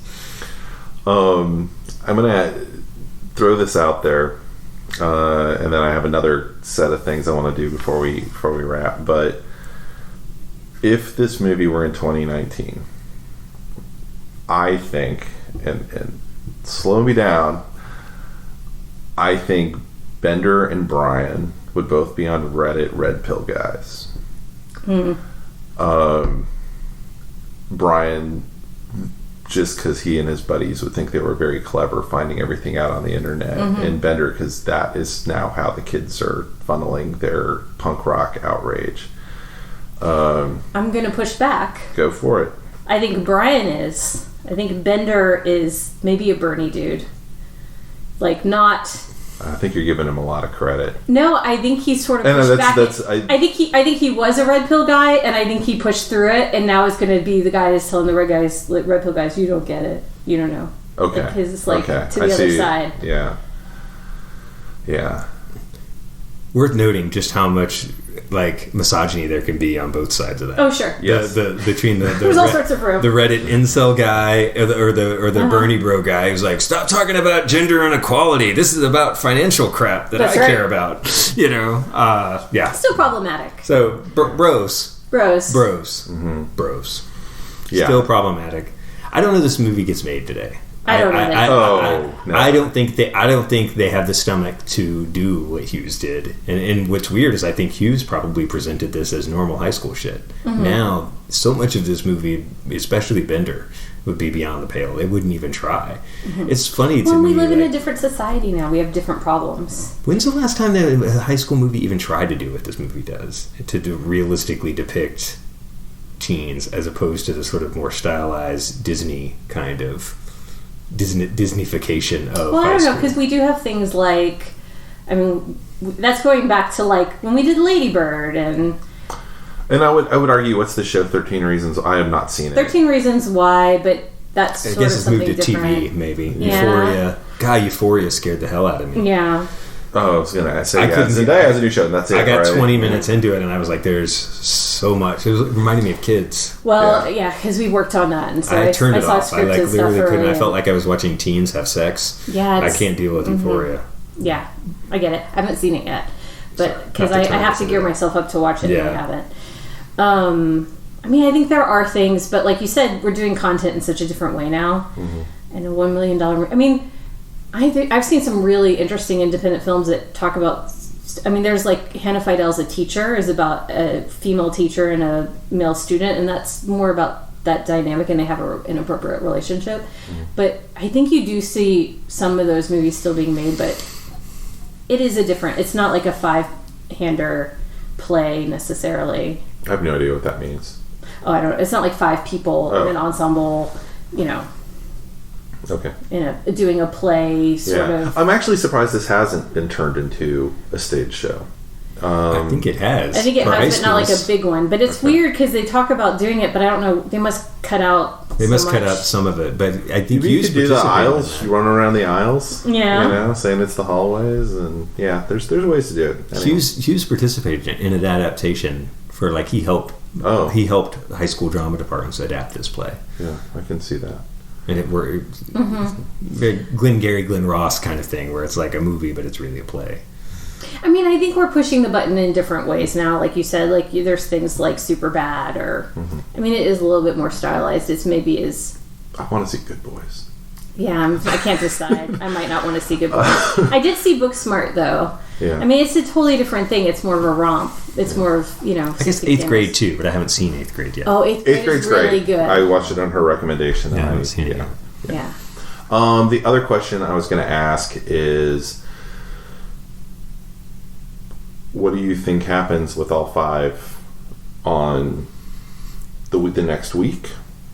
What do you think happens with them 5 years later? Or as far into the future as you want to project? There are no wrong answers. I know. I was so fluid in high school that I don't have a problem thinking that these people talk to each other on Monday or the next week. I have no idea what happens in 5 years. Mm-hmm. I could see a world in which 5 years from now, Bender surprises everybody and gets a career together, goes to college. I don't know. I completely actually agree with that. That one of the things that is really hard to tell from this movie, and that's part of why I say there's a life beyond high school sort of thing, is a lot of those guys who you thought of as going nowhere, whatever, you find them on Facebook or whatever now, and they're fine. They're doing great. They're doing great. Because they're out of their toxic environment and they know how to take care of themselves because they've been doing it since they were 12 years old. Yeah. Or, I mean, maybe not. Yeah. Not everybody succeeds at that. But, certainly some people come out of that. I think in some ways he's telling the story of high school. I certainly know as you start out in junior, sophomore, freshman, those archetypes are very real to you. And you do but it does become more fluid, more transgressive as you get older. As you're well, so-and-so. You start to think of people well, so-and-so isn't just some jock. So-and-so also has a good dealer. Or, so-and-so is useful to me, or I work with that person. And so as your networks evolve. Right. And that's what happened here. And this is an inflection point for all of them where their networks sort of evolve. Well, yeah, and there's the times, too, where you would see certain kids that you knew in high school, in college, when, maybe you didn't have much time for each other in high school, but suddenly they're desperate to talk to you because you're and you're we're not really friends. This was PE. All these conversations they're having, I had in PE, right? Because PE was the melting pot for high school. Yeah. If you as long as you weren't in athletics, and once I got out of athletics and was just with PE with the regular kids. I dropped out of basketball halfway through my sophomore year, and that was the huge culture shock to me. Yeah. It was PE was... These are literally guys talking about, you see this who to buy from and stuff, and I was just I'm gonna just go swimming now, guys. Good locker talk. Yeah. You were all the girls, boys. We're gonna go out and play softball. We're gonna go do whatever. We're in the gym today. We're just standing in line, waiting around. Right. That was where you met all the other people because especially, I think all 3 of us were in honors classes, and you don't meet the guys who are not in the honors classes unless you're in. I'd never seen the guy who sat next to me at graduation until graduation, literally. Right. And I said, "Where were you?" And he said, "I was in ag," and I was like, "Oh, on the other side of the building, okay." Or a shop. Or something. I don't know. So many people I don't know. Yeah. You really know there's these small groups. So this would have been, I think, pretty groundbreaking for them, and that's why when they start talking, it seems very realistic. Like they're just sitting around going, "I've never seen you before." But to that point, I mean, I think one of the things that does happen, people would go off and have a job with people over the summer or whatever, and they would the network would expand. With shifts. But at the same time, I don't know. I don't believe that these 5 people suddenly started hanging out on Saturday night. I don't know that they're like suddenly eating lunch together. Right. But I also don't buy that they completely ignore each other.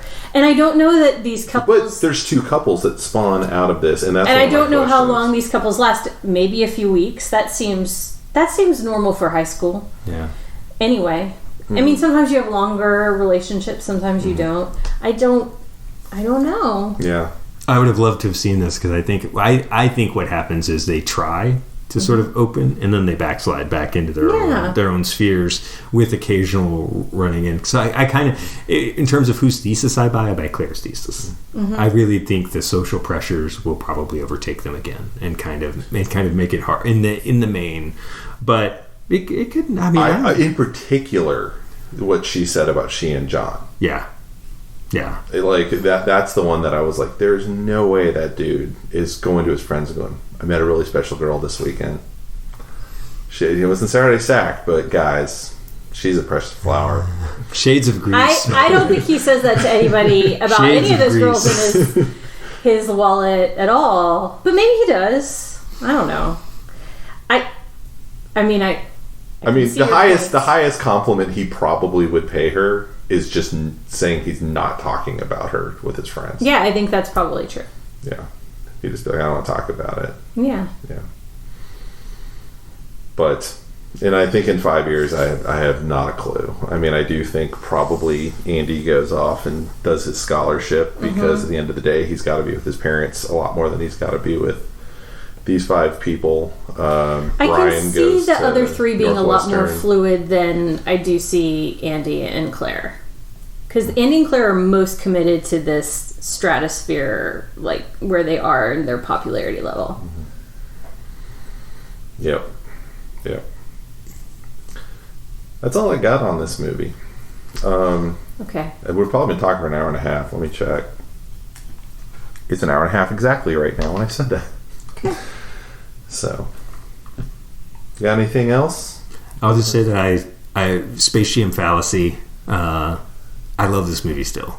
Yeah. I love it. There's problems with it. There's definitely some it shows the seams a little bit. It's not as successful as something like Ferris Bueller's Day Off, which I think is probably his best movie. This is one of my favorites, and I love Ferris Bueller's Day Off. But narratively, I think that it's definitely got some holes. But I love these characters, and the acting is maybe the best that's ever. I think that's certainly it's the best From of his these teen people. from his teen movies. Yeah. From Hughes' teen movies, this is the best acting, and but there's just more to do as an actor. I mean, there's scenery to chew. There's more story than plot. So. But it's funny the casting. Since we have someone who is a talent agent. Casting here is dynamite. It's so good. All of these people were relevant and super good for years. Yeah. And here they are. And it's like John Hughes had a bench and he knew who was good. And he is probably had a lot to do with his casting director. But this is an amazing film. I think he's also riding to their strengths. And I do think Anthony Michael Hall and Molly Ringwald, as young as they were really special. The age difference between them is the other thing that I think was fascinating and that had a real effect on the movie too. It's like them, Molly Ringwald's character and Brian's character. I mean, they're 16. Sheedy is 23. Judd Nelson's 25.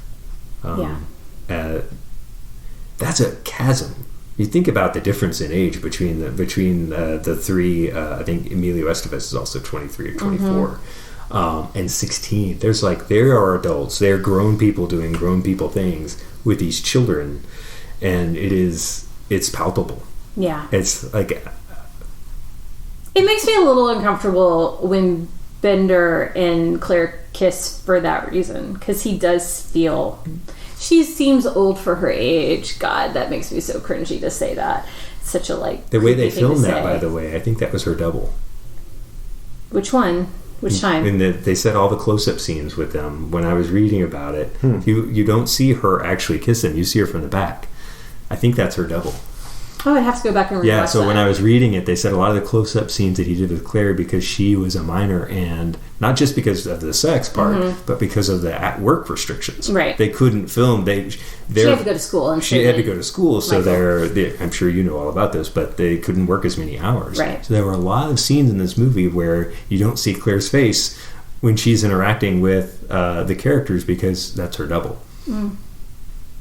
And including that close-up scene in the The underwear scene definitely is, because that would be illegal. that would be illegal. Yes, there would be no reason to have her do that scene. No. And also, because she was a minor, it's Yeah. illegal. Yeah. But yeah.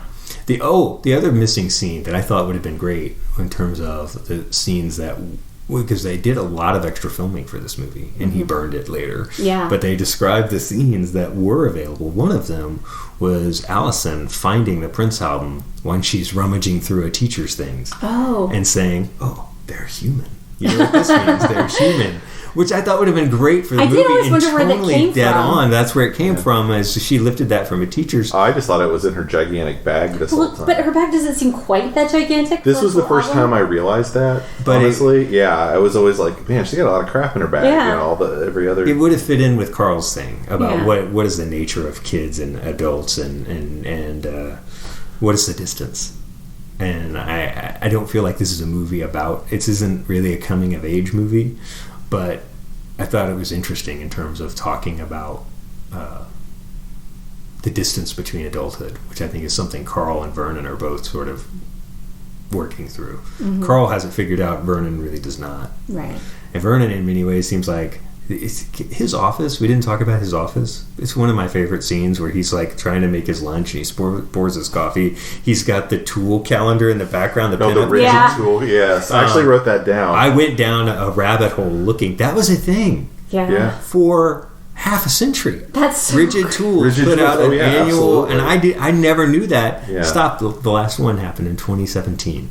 Wow. Oh, I didn't know it had ended. Yes, Yeah. it had ended. And I was like, I was looking at that tool I calendar. did going, spot "What?" that calendar. Yeah. Though his office scene where he's got the orange in his mouth. What a weirdo. I love all Vernon's weirdos. character. Yeah. And it's great because you see naturally that he is the inspiration for Mr. Skinner. In Yeah. The Simpsons. Like is the inspiration for Mr. Skinner. Does Barry Manilow know that you rate his closet? Yeah. Oh, he's so quotable. Yeah. When he does the devil horns for 2. Who does that for 2? How is that 2? I got you for 2 for 2 months that he's doing the devil I'd horns. actually misremembered that as you get the horns. Oh, That's right. Yeah, That's and- my Mess with the favorite. You bull. mess with the bull, you get the horns. Yeah. Oh, he's so quotable. Yeah. I go back and forth with this movie. I have a lot of problems with it, and I did one rewatch where I was like, I don't like this movie anymore, and then I did another one where I was like, there's still stuff in here I really like. And I did have sort of a parting question about this, which is like, is good... I mean, first you'd have to agree that this was good for its time, which maybe we all don't. But I felt like it was doing a lot of things for the first time really well. Okay, I will back up and say I think for being what it is, and when they did it, and that it has not really been replicated. Yeah, I'll agree for its time and for what it was trying to do. And even the questions it poses. My problem is more of it doesn't seal the deal narratively with a lot of the story arc. So I feel like the writing is not super tight. I agree with that. Yeah, I'm not. That's fair. And I guess my parting question is like, does something like that that's so good for its time, in order to be considered good, does it also need to be timeless? And I don't know that. I don't think so at all. I think that one of the things about film is it gives us discrete pockets of ability to see what was going on at that time. And to watch film and say some film is timeless, but to like watch The Best Years of Our Lives. I don't know if you've ever seen that. I haven't It's seen a it. post World War II movie where it's about 3 soldiers coming back from World War II and how they try and reintegrate into society. I think that movie is not timeless because it is about a specific place in time and Right. what happened after war. But we can watch it and understand what was going on at that time. And I think just as much, you're talking about Gen Xers essentially, and not the how are we thinking about high school post World War II when we're worried about like juvenile delinquency and those sorts of things, and not certainly now, where I think you have a movie like 8th Grade that is very much about like that. 8th Grade's not timeless. 8th Grade's about the kid dealing with social media as it is in the late 10s. Part of my problems with this movie is some of the problems in it just got exaggerated as time went on as society changed, but they were also problems then, if that makes sense. Like, your problem with Bender as a character and the narrative arc for him, it was a problem then, and it's an even bigger and more obvious problem now. And I I struggle with that. Like, it was doing some really great things, but it was really failing in some areas. And then, and how does that change how I look at it now and how I relate to it and interact with that piece now? Yeah, that's part of having a thing that it's not a play. It's not going to change night to night. It's the thing that's sure. It's in a mirror, and it's definitely holding a mirror up to the society that it was made in. Yeah. I mean, I think it's okay to also come back and say, look, I can value these things about it, but this other thing, and honestly, also how you saw it when you were 13 and how you see it as an adult. And I think all of us were charmed by John Bender at that point. I find it fascinating that your kid was like, sees it the same way when I'm watching it now, where I'm just like, I can't with this guy. Yeah. And I don't care, honestly, if that makes me Vernon in this picture. But yeah, I think for what it is at the time, it's a great time capsule. I don't know, Marshall? For me I think of it, I don't think of it as like even a period piece. I think of it as time. I do think of it as sort of timeless, because I think as much as it gets called an 80s movie, I don't think this movie is really throwing the 80s in your face as much as like, if we were going back in time the way sort of Stranger Things does, where they sort of throw all the 80s references in your face, this is fairly light on 80s references. There's Prince, and there's not a lot else. Well, it became its own reference. That's right. It became its own reference, but I think Hughes was trying to make a timeless teen movie. I don't think he was making something necessarily that's specifically of its time. And I think that they don't, because they aren't talking about a lot of music. They're not talking about a lot of things that would date it. Ironically, the first thing they do is talk about what date it is. Yeah. But after that, it's kind of like, I'm the brain, I'm the nerd, I'm the jock, I'm the weirdo, I'm the criminal. It's like these archetypes that have persisted, and to some extent probably still persist to this day. I mean, I haven't been in high school in a while, sort of the nature of things. But I think I think that this movie, what turns off your daughter in terms of the abuse, that's what feels out of time about this movie, right? Not the other stuff. And it's a big piece, though. Yeah, it's a huge piece, and I think I'm thankful about it. Yeah, because it means we've evolved, right? It'd be bad if we were still in the same place. Sort of, except at least in that world, racism is bad, and racism is not bad in ours anymore. It's like, have we evolved? I'm not sure we have. Is racism bad because they're all white? They're all white. So what racism is there? Yeah, exactly. But they are literally all white. Even the janitor is white. Every single person on every class level is white. That's true. Did you notice there was also a Confederate flag in the yes, whatever I noticed flag? The flag. It's like a part Confederate. Was that like a state flag? It made me wonder what I think they had all the state flags. This is up Illinois. Or something. What the hell? Yeah, I know. I made a mental note. I was like, we need to check into that, but I just ran out of time. But I think going back to how we remade this, I definitely think the bad guy is a modern race war dude, Reddit guy. I think you're right. Like, if we're trying to recreate someone who has that visceral Bender problem, that's probably what we're thinking about, because that's what feels. People would back away from the sexual abuse and focus on something like race. Yeah. There's some ways I think, we're better because we recoil at Bender. But there's a lot of things that we are normalizing now as a society that I feel like. Well, I'm going to say this too. Us at this table. Yes. I mean, there's a lot of things happening in society that is not recoiling from sexism or racism or misogyny or power structures. I just mean this idea that we're getting better. Well, sort of. But I am impressed. I mean, yeah. No, look, as the table goes, does not go all of society, unfortunately. Yeah, we should really be dictating society. In our next podcast. We solve the world. Manifesto. Well, thanks you guys so much. It was interesting for sure revisiting this movie because I knew this was kind of the big white whale for doing high school movies. And I'm glad we did just this one. Yeah, because we'd be here for 3 more hours. For 3 more hours. But anyway, we'll return soon with another one. But I hope everyone's start to their school year is going fantastic, even if that just means, like me, you're stuck in traffic for extra long. So, any last words? Don't you forget about me. Don't you forget about me. Don't. Did we forget? Did we forget about the most iconic song in teen movie history? So I do actually want to talk about this, and I'm going to cut it in. I'm going to cut it back in. So before we go, I want to talk a little bit about Simple Minds. One of their 2 hits or so they've had. I think they just put out a new album like a couple weeks ago. Don't Forget About Me is a song that only within the last 9 months did I turn on.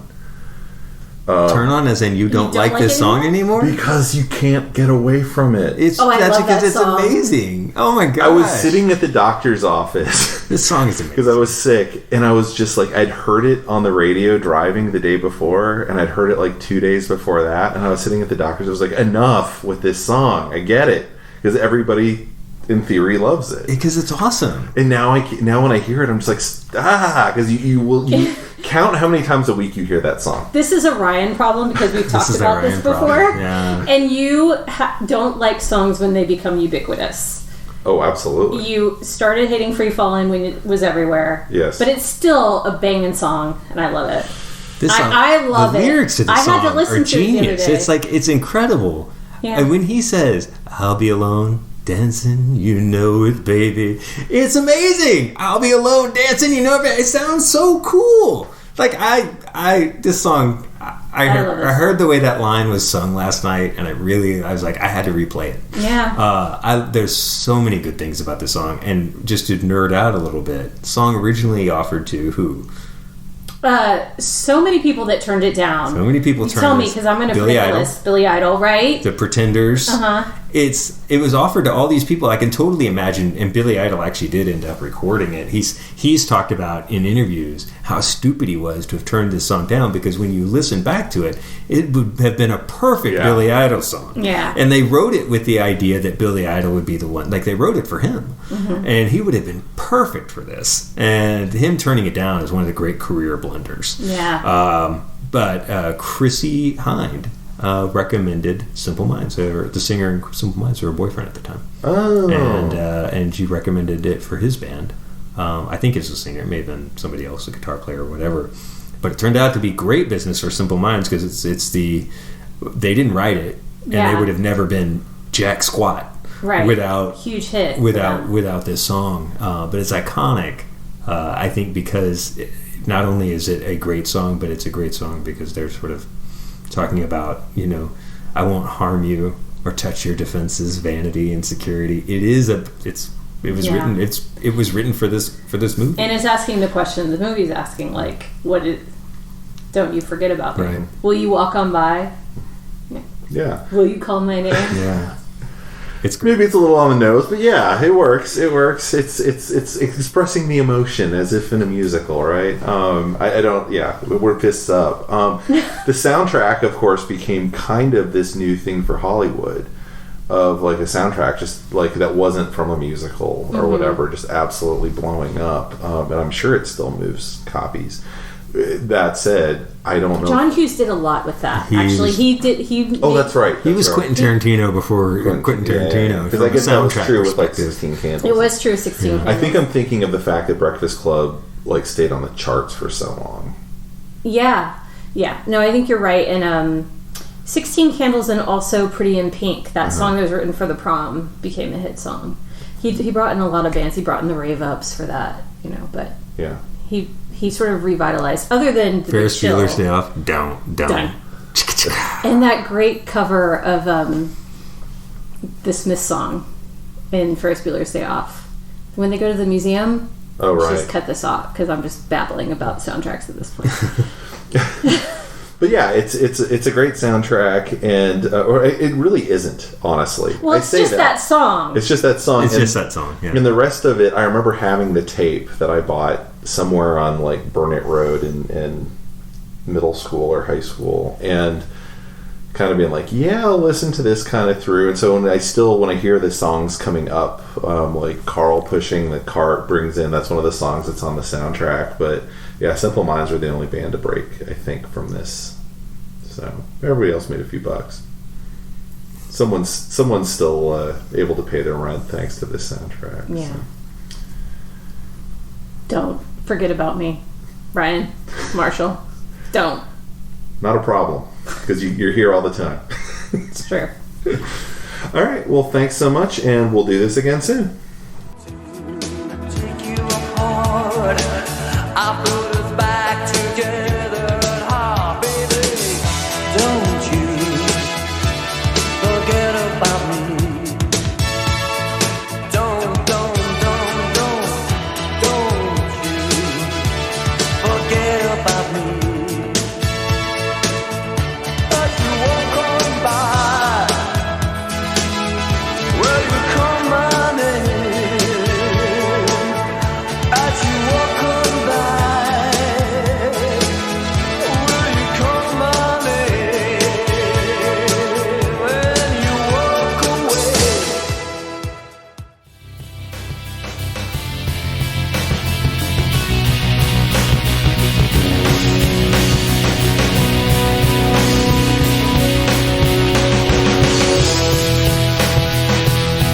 That about wraps it up for this edition of The Signal Watch, a production of the League of Melbotus. Thanks for sticking with us. If you enjoyed this podcast, we invite you to drop on by the Signal Watch blog, where you'll find write-ups of a wide variety of movies and more. You can drop comments on this podcast and let us know what you think. We do have a Signal Watch Patreon, and if you're so moved, we'd most certainly appreciate your support. We'll be back soon with more exceedingly high-quality content. So, until next time, God damn it, babies. You've got to be kind.